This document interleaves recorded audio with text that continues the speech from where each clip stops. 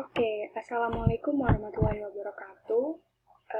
Saya di sini akan menjelaskan sedikit tentang perpajakan, yaitu jenis-jenis pajak dan ketentuan dan tata cara perpajakan. Adapun di sini saya akan memperkenalkan diri dahulu. Nama saya Wana, saya dari kelas 11A. Nah, saya dari SMK Negeri 8 Jakarta. Nah, saya akan menjelaskan tentang memahami jenis-jenis pajak dan ketentuan umum dan tata cara perpajakan. Yang pertama, kita akan membahas tentang pengertian pajak. Menurut Undang-Undang Nomor 28 Tahun 2007, disebutkan bahwa pajak adalah kontribusi wajib kepada negara yang terutang oleh pribadi atau badan yang bersifat memaksa berdasarkan undang-undang, dengan tidak mendapatkan imbalan secara langsung dan digunakan untuk keperluan negara bagi sebesar-besarnya kemakmuran rakyat. Nah, lanjut. Jenis-jenis pajak. Adapun jenis-jenis pajak ini terbagi menjadi 3 kelompok besar. Yang pertama, dilihat dari cara uang pajak masuk ke kas negara atau dilihat dari cara pemungutannya. Dan yang kedua, dilihat berdasarkan sifatnya. Dan yang ketiga, dilihat dari instansi atau lembaga yang memungut. Kita lanjut ke definisinya. Dilihat dari cara uang pajak masuk ke kas negara, itu terbagi menjadi 2 bagian, yaitu pajak langsung dan pajak tidak langsung. Nah, pajak langsung adalah pajak yang uangnya langsung masuk ke kas negara. Pajak yang bebannya ditanggung sendiri oleh wajib pajak dan tidak dapat dialihkan. Contohnya adalah pajak penghasilan, di mana seseorang yang telah melakukan pekerjaannya kemudian mendapatkan hasil gaji atau upah, maka langsung dipotong untuk pajak dari penghasilannya dan langsung masuk ke kas negara. Nah, maka pajak itu tidak bisa dibayarkan oleh orang lain. Maka hanya orang yang bekerja itulah yang bisa membayar pajak. Lanjut, yang kedua adalah pajak tidak langsung. Pajak ini adalah pajak yang tidak langsung masuk ke kas negara.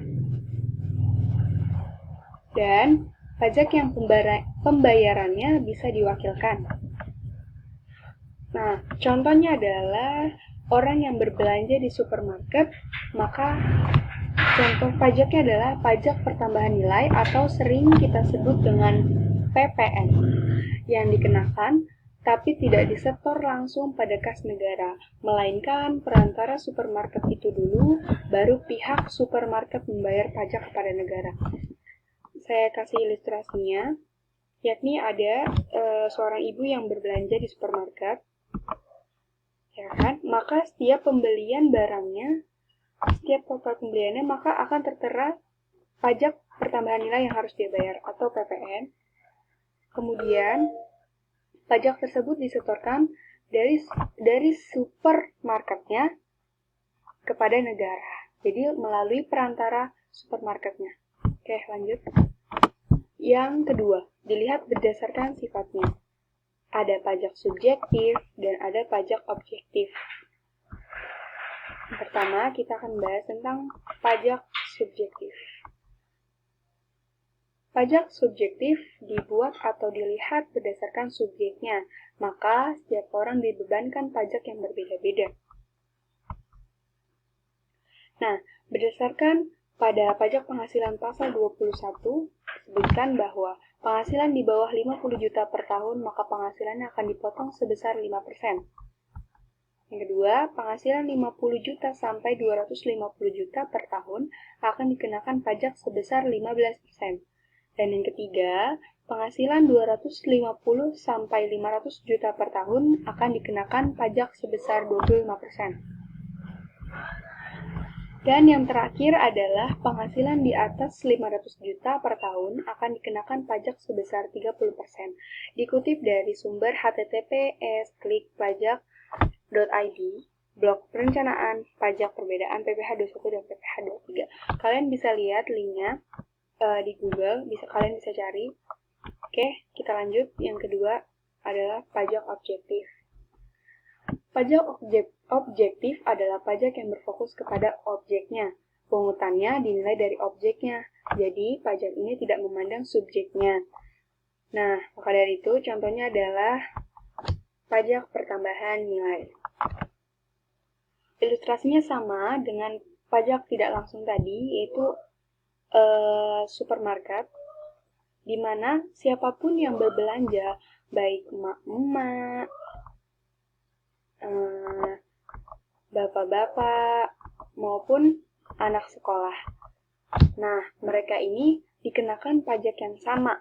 Setiap pembelian barang yang mereka beli, maka tetap dikenakan pajak pertambahan nilai. Maka dari itu, pajak objektif adalah pajak yang tidak berfokus kepada subjeknya, hanya kepada objeknya. Oke.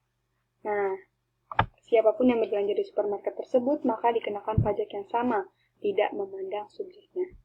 Lanjut ke pembahasan berikutnya, yaitu dilihat dari instansi yang memungut. Ada pajak pusat dan ada pajak daerah. Pajak pusat. Pajak pusat ini dikoordinir pemungutannya oleh Direktorat Jenderal Pajak dan dananya masuk ke pemerintah pusat pada APBN atau Anggaran Pendapatan Belanja Negara. Nah, APBN ini lalu dana yang dibayarkan akan untuk membiayai pembangunan jalan, sekolah, bantuan kesehatan, dan sebagainya. Contoh pajak pusat adalah pajak penghasilan, pertambahan nilai, pajak bumi dan bangunan, bea materai, perhutanan, perkebunan, dan perkembangan. Pokoknya pajak pusat ini hasil dari pemungutannya akan dibiayai untuk kepentingan negara dan untuk kepentingan masyarakat, untuk kepentingan umum. Nah, ini ada contohnya bea materai dan ada contoh pajak bumi dan bangunan. Lanjut ke pajak daerah. Pajak daerah adalah pajaknya yang dikelola oleh pemerintah daerah dan dananya masuk ke APBD atau Anggaran Pendapatan Belanja Daerah. Kemudian, hasil pemungutan pajaknya akan digunakan untuk membiayai belanja daerah.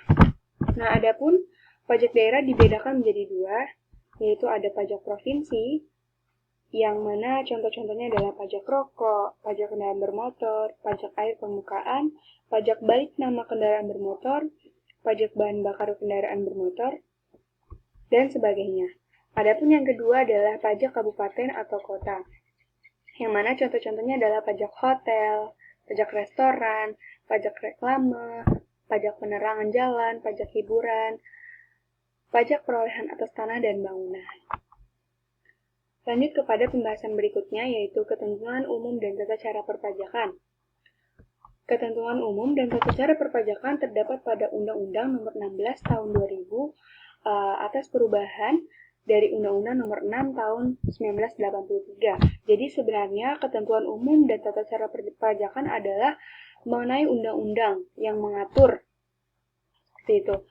Nah, dari pasal 2 ayat 1 disebutkan bahwa semua wajib pajak atau semua orang yang wajib dikenakan pajak berdasarkan sistem self-assessment wajib mendaftarkan diri pada kantor Direktorat Jenderal Pajak untuk dicatat sebagai wajib pajak dan sekaligus untuk mendapatkan nomor pokok wajib pajak atau NPWP. Nah, ini dikutip dari https www.academia.edu. Jadi kalian bisa ngeliat di situ. Selanjutnya, ketentuan perpajakan. Ada hak dan kewajiban pajak. Yang pertama, kita akan membahas tentang hak-hak wajib pajak, yaitu kita dapat mengajukan surat keberatan dan surat banding. Yang kedua, menerima tanda bukti pemasukan, pembetulan, dan mengajukan permohonan penundaan pemasukan SPT atau surat pemberitahuan. Yang ketiga, meminta pengembalian kelebihan pembayaran pajak. Yang keempat, mengajukan permohonan penghapusan dan pengurangan sanksi. Dan yang kelima, mengajukan permohonan penundaan dan pengangguran pembayaran pajak sesuai dengan kemampuannya.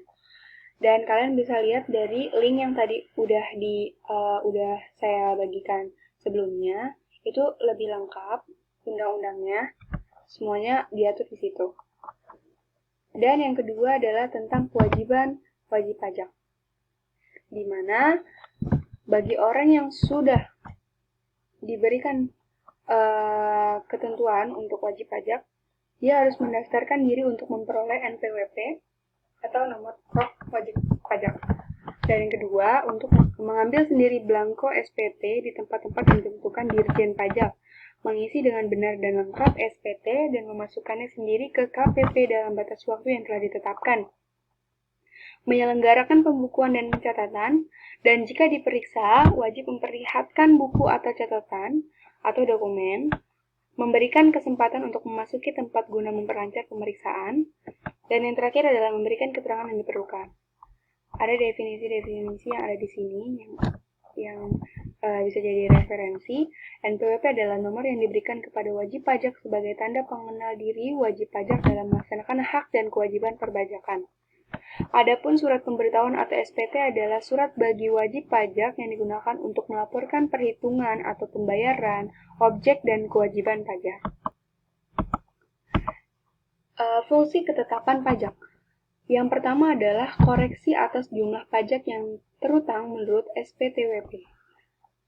Sarana untuk mengenakan sanksi, sarana untuk menagih pajak, sarana untuk mengembalikan kelebihan pajak dalam hal lebih bayar, sarana untuk memberitahukan jumlah pajak yang terutang. Selanjutnya, hambatan pajak. Biasanya, hambatan pajak ini ada dua, yaitu ada perlawanan aktif dan ada perlawanan pasif. Nah, kita bahas tentang perlawanan aktif. Jadi, perlawanan aktif ini ada dua bentuk. Yang pertama adalah tax avoidance, yaitu upaya-upaya menghindari pajak tanpa melanggar hukum. Yang kedua, tax evasion, upaya menghindari pajak dengan cara-cara melanggar hukum atau ilegal. Atau secara terang-terangan ini tax evasion. Dan yang kedua adalah perlawanan pasif. Perlawanan berupa keengganan wajib pajak membayar pajak. Tapi tidak dikemukakan secara langsung dan tidak secara terang-terangan kalau pasif. Hanya enggan untuk membayar pajak. Lanjut kepada tata cara pemungutan pajak. Jadi, tata cara pemungutan pajak menggunakan 3 stelsel. Yang pertama adalah stelsel nyata atau real, yakni pengenaan pajak yang didasari pada objek atau penghasilan yang nyata. Pemungutannya dilakukan pada akhir tahun pajak setelah penghasilan sesungguhnya diketahui. Namun, setiap stelsel memiliki kelebihan dan kekurangan. Kelebihan dari stelsel nyata adalah hasilnya lebih akurat dan realistis, dan kekurangannya adalah pajak dikenakan pada akhir tahun. Stelsel anggapan atau fictive stelsel. Nah, ini pengenaan pajak akan didasarkan pada suatu anggapan yang diatur undang-undang tanpa menunggu akhir tahun dan tidak berdasarkan keadaan sesungguhnya. Adapun kelebihannya adalah pajak dapat dibayar selama tahun berjalan tanpa menunggu sampai akhir tahun, dan kekurangannya adalah pajak dibayarkan tidak berdasarkan keadaan sesungguhnya. Dan yang terakhir adalah stelsel campuran, yakni kombinasi antara stelsel nyata dan anggapan. Pada awal tahun dihitung berdasarkan anggapan, dan jika akhir tahun disesuaikan dengan keadaan sebenarnya. Jadi ini adalah percampuran antara stelsel nyata dan stelsel anggapan. Dimana kalau kita membayar pajaknya pada awal tahun, maka kita berdasarkan stelsel anggapan. Dan jika pembayarannya dilakukan akhir tahun, maka menggunakan stelsel nyata. Oke, sekian dari yang bisa saya sampaikan. Mohon maaf bila ada kesalahan yang saya ucapkan barusan. Kalian boleh koreksi dari yang saya jelaskan. Terima kasih. Wassalamualaikum warahmatullahi wabarakatuh.